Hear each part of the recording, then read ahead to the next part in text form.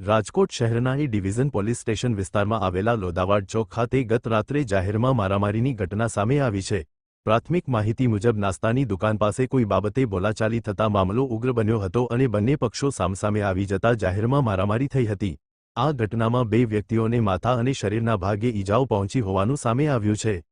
ઘટનાનો video social મીડિયામાં viral થતા સમગ્ર મામલો ચર્ચાનો વિષય બન્યો છે। સ્થાનિક સૂત્રોના જણાવ્યા મુજબ ઘટનાના સમયે હાજર લોકો અને ભોગ બનનારાઓ દ્વારા અનેક વખત 112 ઇમરજન્સી સેવામાં સંપર્ક કરવાનો પ્રયાસ કરવામાં આવ્યો હતો, પરંતુ ફોન ન લાગ્યાની ચર્ચા પણ ચાલી રહી છે। જો કે આ અંગે હજુ સુધી કોઈ સત્તાવાર પુષ્ટિ થઈ નથી।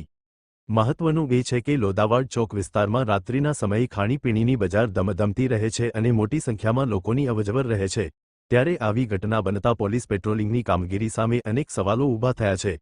હવે જોવાનું એ રહેશે કે વાયરલ વિડિયો સામે આવ્યા બાદ પોલીસ સમગ્ર ઘટનાની તપાસ કરી જવાબદારો સામે કાયદેસરની કાર્યવાહી કરે છે કે નહીં। અહેવાલ જતીન પરમાર।